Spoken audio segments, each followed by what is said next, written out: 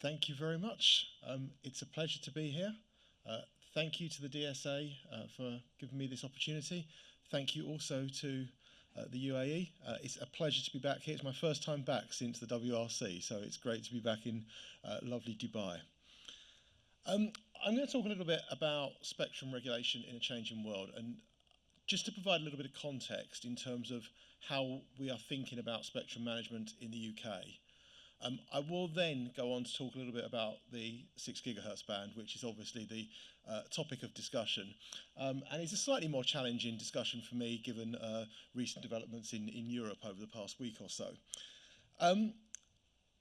In terms of where we are, starting with the UK example, I mean, Tarek already mentioned this morning how connectivity is so important. And from a UK perspective, it's exactly the same. And what we've seen in the UK is that we are now living in a connected society.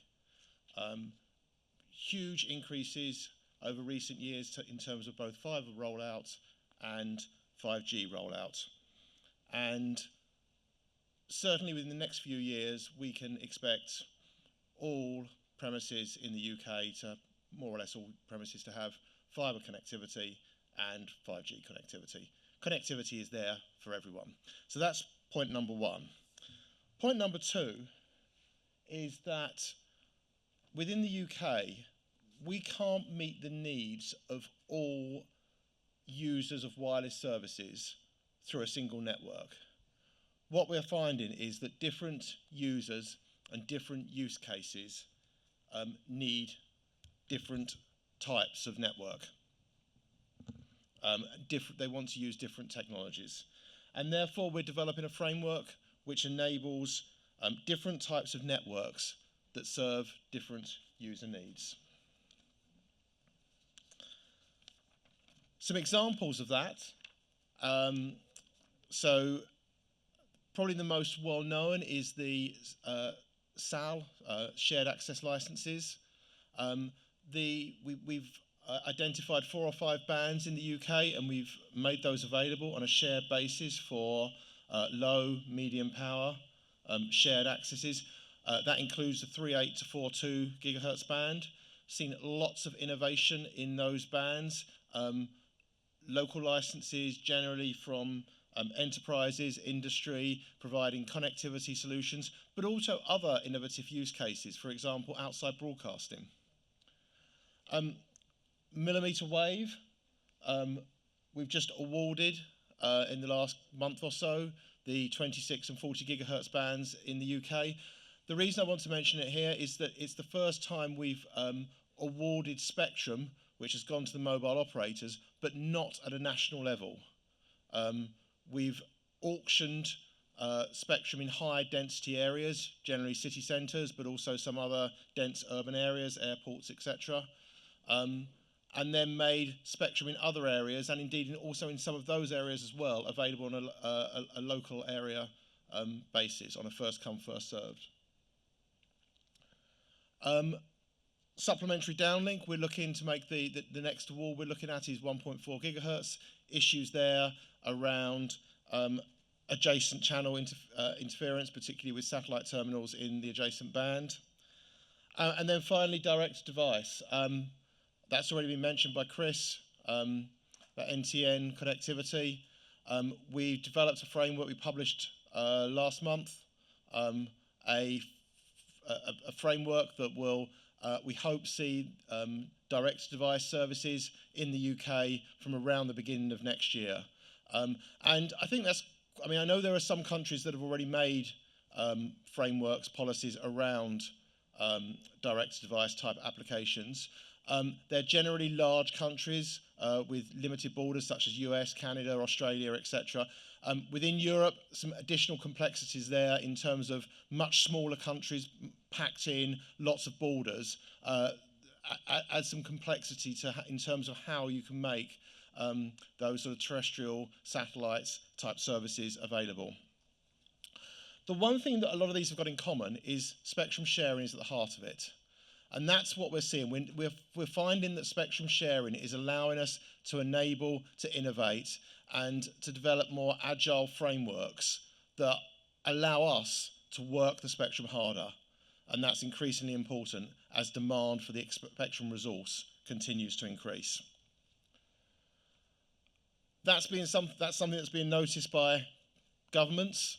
We're increasingly seeing from a UK perspective that the government is more and more interested in spectrum management policies, not least in terms of the contribution that spectrum management can play to driving growth and innovation. It's absolutely core to get those spectrum management policies right, as that can really help to build the economy. And most governments at the moment, and the UK government is certainly no exception, are very interested in driving growth. But to do this, spectrum management does need to be, as I mentioned, increasingly flexible and agile. And at the heart of this is spectrum sharing, which is driving a number of these innovative applications and enable us to make more efficient use of spectrum. So that's the context. I did say I'd go on to the 6 gigahertz band, which I know is very topical. Now, back in February, so this is a few months old now, Ofcom published proposals for the 6 gigahertz band. And essentially, there's two parts to this. There's the lower 6 and the upper 6. In the lower 6, we consulted on allowing higher power applications into the band, so that's standard power through an AFC database. I think that's the less controversial side of things. The more contentious is around the upper 6 gigahertz band. And really there, we were looking for a win-win solution. There's been a lot of talk about, should it go mobile, should it go Wi-Fi? We wanted a solution that would ideally enable both applications to access the band. We also wanted to work alongside our colleagues in Europe, very aware of the benefits of coordination across Europe, and therefore we've been very active in terms of contributing into CPT, where work is ongoing and will be over the next couple of years, looking at these sharing initiatives between Wi-Fi and mobile in particular. Why does the 6 gigahertz band matter? Well, firstly, it is a large chunk of spectrum, and it would increase the capacities that are available for both mobile and Wi-Fi. In terms of Wi-Fi, we've already heard, it will enable much wider channel bandwidths, higher capacity applications, and importantly from our perspective, equipment is already out there on the Wi-Fi side, and we want consumers ideally in the UK to be able to benefit from that equipment that's already out there. On the mobile side, the equipment's not yet there yet. We anticipate from a UK perspective that we're probably looking at around about 2030, 2031, when we might see 6G equipment on the market potentially using this band. And then the other point to note, and this came up in some of the questions earlier, is that we see this as a capacity band for mobile. In other words, it's there to provide capacity in high density areas and probably outdoors. It's not spectrum that's going to be particularly good, we don't think, or at least from what we've seen so far, for pushing through walls inside buildings. So that's where we were, and that's what led to these proposals that we published, as I say, back in February. I suspect that if people are interested in them, they probably know about them already, so I won't go through them in detail. But essentially, we were looking at a shared use of the upper 6 gigahertz band, as I say, enabling both Wi-Fi and mobile to access the band. We indicated that there were two ways that this could be achieved. One would be through an indoor-outdoor split, or, and we indicated a slight preference for this, a prioritised spectrum splits that would see part of the band prioritised for Wi-Fi and the other part prioritised for mobile. The second part of our proposal was a phased approach to releasing the band effectively. So we would make the band available for Wi-Fi in the first instance, but on the understanding that mobile would be able to use at least the part that's prioritised for mobile at a later stage once that equipment becomes available.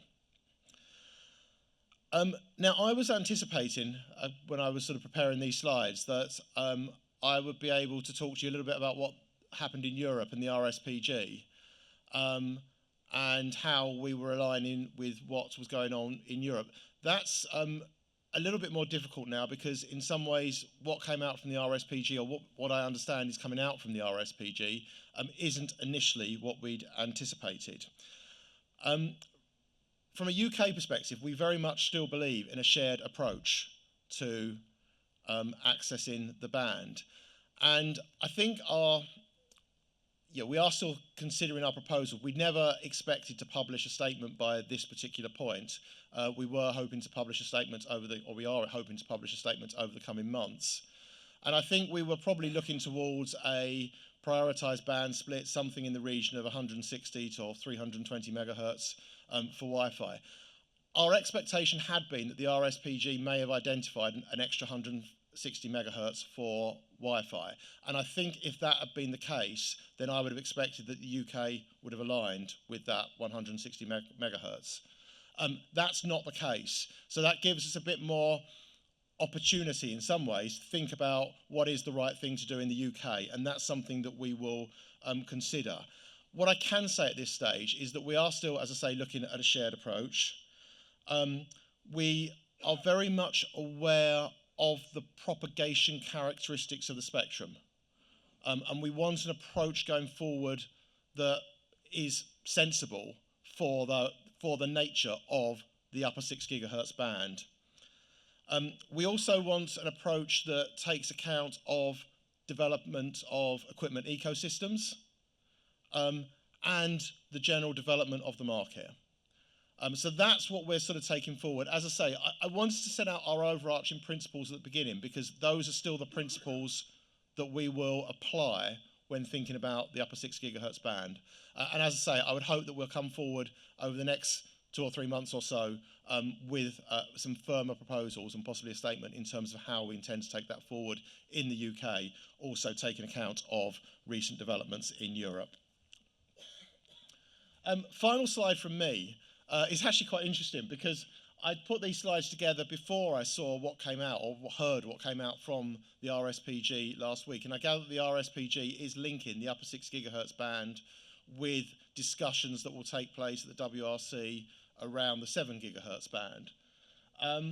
And that wasn't really the point of putting up this slide. I mean, the point of putting up this slide is that we've spoken a lot about Wi-Fi and spectrum sharing there, but actually I think the arguments for spectrum sharing apply just as well in the mobile 6G world. It is going to be increasingly difficult to find cleared, harmonised bands. These are the bands that are being looked at under Agenda Item 1.7 WRC 27. The aim is usually to think about, as I say, cleared, harmonised bands. I think my challenge to the broader community is that I think we need to think differently in terms of how we're thinking about identifying spectrum for mobile Wi-Fi in the future. It's not going to be cleared, globally harmonised bands. It doesn't even make sense to be clearing bands at these higher frequency levels. They're not going to be used as coverage layers. They're going to be used in high density areas.